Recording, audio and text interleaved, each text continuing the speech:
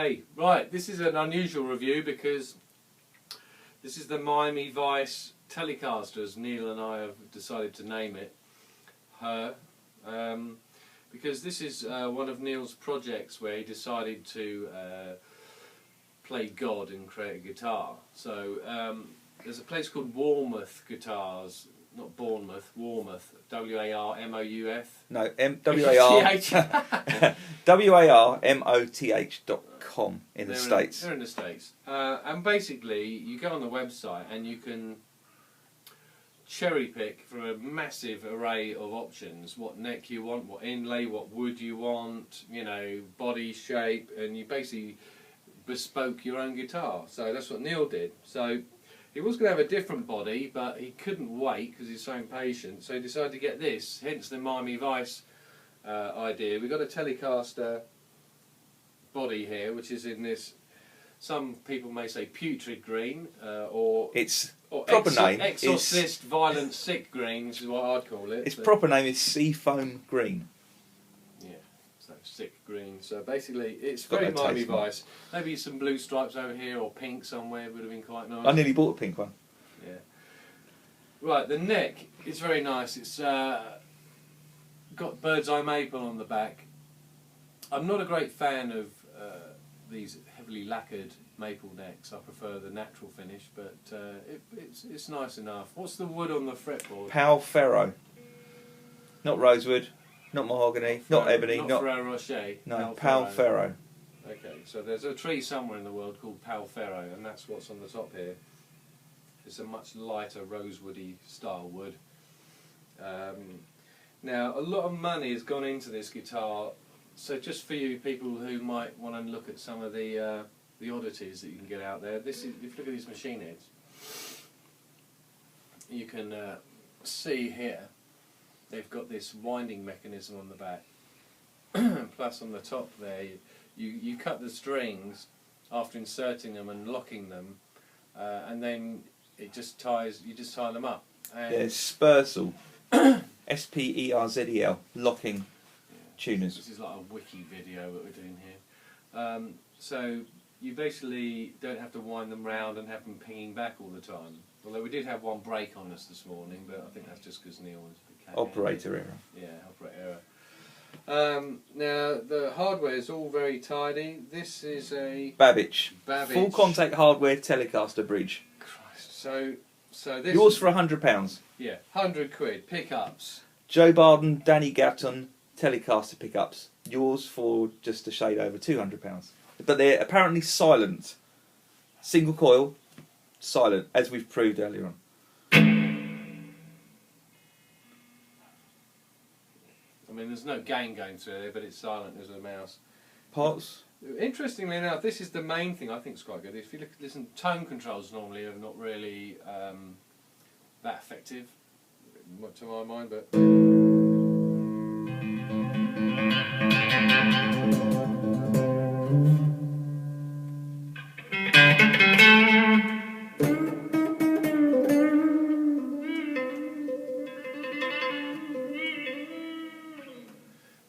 Quite a lot of tonal variation there. Again, we seem to have gone back to the one volume, one tone.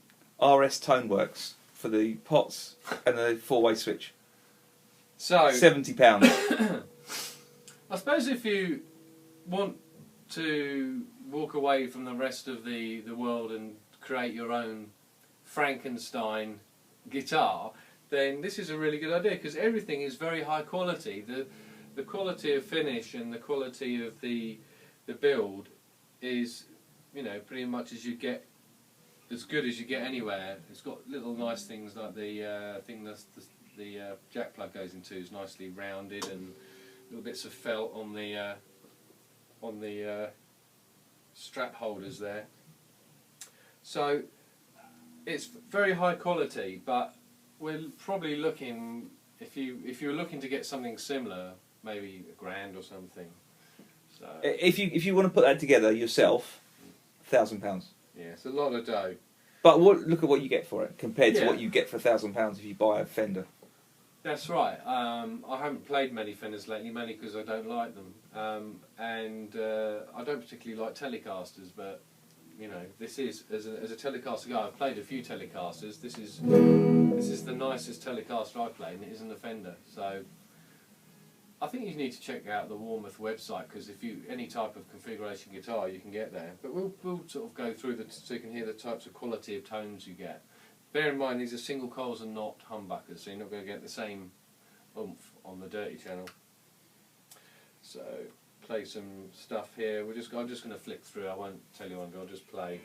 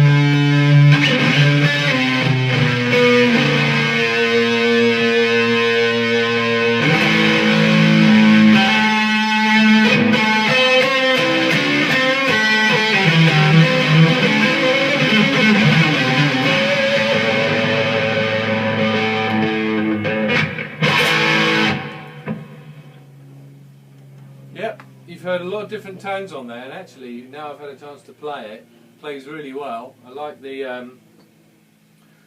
it feels very precise, very clean, the notes, the definition of the notes and everything like that plays very, very well. So if you buy one of these necks, or from Warmoth guitars, you know they're going to play very well, and they look stunning. And but you need to think to yourself, you're going to be thinking outside the box really, and just bespoking a guitar, and you're looking for the high quality parts, and you appreciate the engineering and all that sort of stuff that goes into it. So hopefully this review is a little bit different, because we've sort of explored the non-branded type of guitars. I really like it. So Neil, what are your opinions on this whole project?